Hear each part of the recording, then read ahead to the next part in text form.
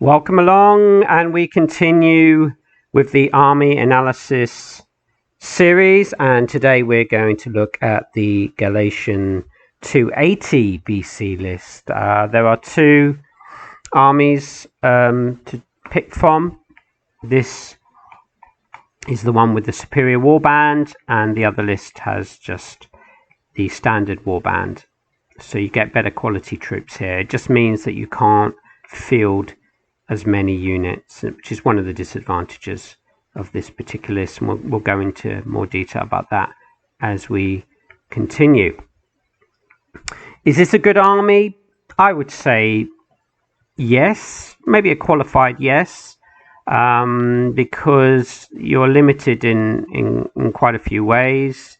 As you can see, hardly any skirmishers. The max is 5. So that's a bit of an issue. You're going to probably have to get stuck in fairly quickly and not hang around and get, barrages of missiles and javelins thrown at you. Also, because you haven't got any kind of skirmisher screen, it's going to be a bit of an issue in your troops because they're only protected. Superior warband and the standard warband, they're not armored in any way. So that's another issue. Yes, they're large units, 750 men on average, so they can take some casualties, but you're going to have to be a little bit careful. Some of your units are probably going to become disrupted. It's kind of inevitable, really. You're not going to be able to cover all your men. You've got an interesting mix of cavalry, and cavalry is probably quite important because remember, you haven't got any spearmen, you haven't got any pikes, so especially on the open field, you're going to be at a little bit of a disadvantage against cavalry. You've got some noble cavalry at 44. Let's zoom in a little bit here. They're good value for money. They're superior quality. So they're one of the bargains, I would say, in the ancient period. Superior quality cavalry for 44. Can't complain. They're going to do a decent job if they can hold against any kind of lancers or better quality troops, especially on impact. Then they can hold for a while, give you time and space to win, because in other areas, and because with this army you're not going to win with your cavalry because you've got no lancers at all. Yes, you've got some armored noble cavalry, but you can only take 3 of them. These chariots that I've taken are just light chariots. They're useful, but head to head they're going to lose against most cavalry.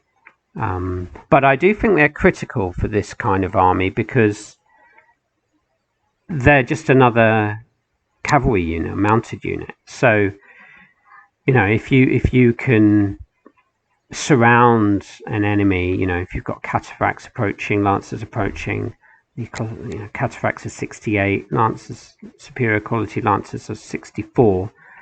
It's a lot of money. So usually you're going to have more units unless your enemy, your opponent has taken lots and lots of cav. Then you're going to be able to field quite a lot of mounted troops. And it's not always about quality, it's also about quantity.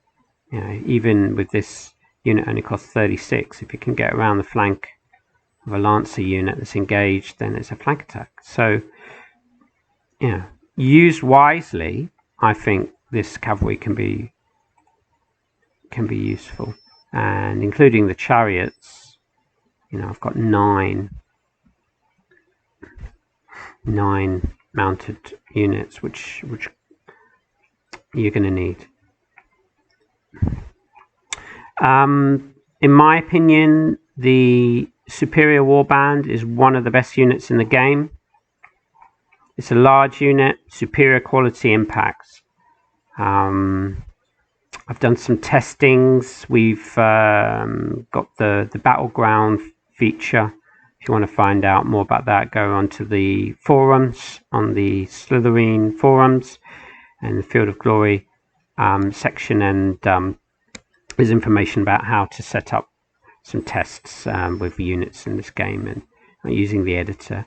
And superior warband against pikes, for instance, more often than not they're going to win, and there's not that much of a difference in price. I mean, superior warband 75 and the pikes are 72. There's a whole host of pike armies in classical, so if you're fighting in the league, I've managed to field 10 superior warband units. You're up against any kind of pike army, you're going to have the advantage against those pike units. You could maybe disrupt on impact. I don't know what the average is exactly, but 1 in 4. So it's with reasonable frequency you can disrupt a pike unit on impact, and also with the the cohesion checks and so on, because they're superior quality, they've got an advantage over pikes. They're only average quality. There's a big difference there between quality, average to superior. So that's another thing. Even your warband units,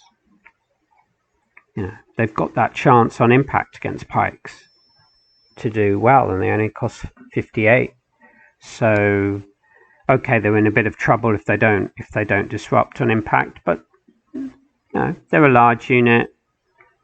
They've got a chance to hold, and I've only got I've got 6, so I've got 10 superior warband and I've got 6 of these warband. But of those 16 units, all of them are impact foot, so that's an advantage. Number, okay, 16 that's quite small. 1600 points is what we're using. It's what we use in the league, in the classical section. That's why I do it for this series. And armies, generally you're going to be facing around 20-21 infantry units. If players go for more elite units, then you maybe it'd be around 18 or so, but 16 is not that many, really. So there are a few things you can do. I've been messing around with the combinations a little bit. If, for example, we took out a noble cav, if we took out a superior warband, so we've taken out 1 cav unit, 1 infantry unit, we can add 2 warband units. So we've added essentially an infantry unit and lost a cav unit. So that gives us what is it, 9, 16. We got one more. We've just got one more, so it's about 17. Yeah. And then if we took out a chariot and we took out another superior warband, we could add 2, and it's exact. Look at that, 58. The exact amount of points required. So that takes us to 18 infantry, which is a better number. And some players might want to take 18. Also depends on your opponent. You might not need those extra 2 superior warbands, so 18 is a fair number because you've still got 8 superior warband units. So there are a few options.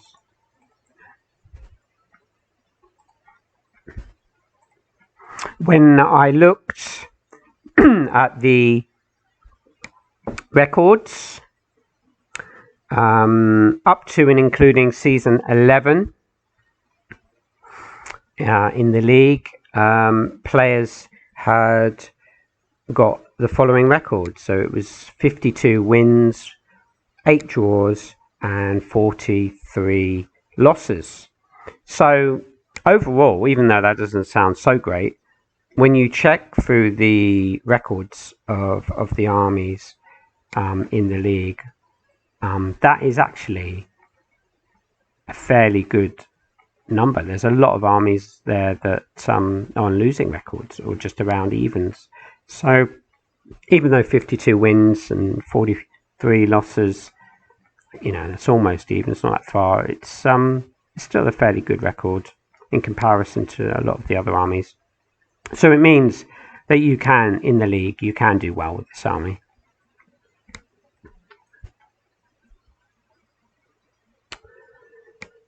What would I rate this army? About a B, maybe about a B. Yes, you haven't got that many skirmishers. No spear, no pikes. You're relying, everything is impact, so you're really relying on some dice rolls there and trying to get good impact. But the superior warband, more often than not, will win against most units. Okay, if it's up against the Romans, they're superior quality as well. The Carthaginian lists, they've got the veteran spearmen, superior quality, but apart from the Romans, like the Carthaginians for sure, those veteran spearmen, you usually can only field around 4 or 5 of them. You don't have the ability to take 10, which I had in my original build. So you have got quality and impact on your side. Numbers, not so much. But then you've got a fair amount of cav, so you can try and protect your flanks, control some zones, ZOCs. These little chariots, I think they could be really good. It's a pity you can't take more. You've only got 3, so I think at 36 they're another bargain. That's probably another bargain unit, I would say, for the price, because they're superior quality as well.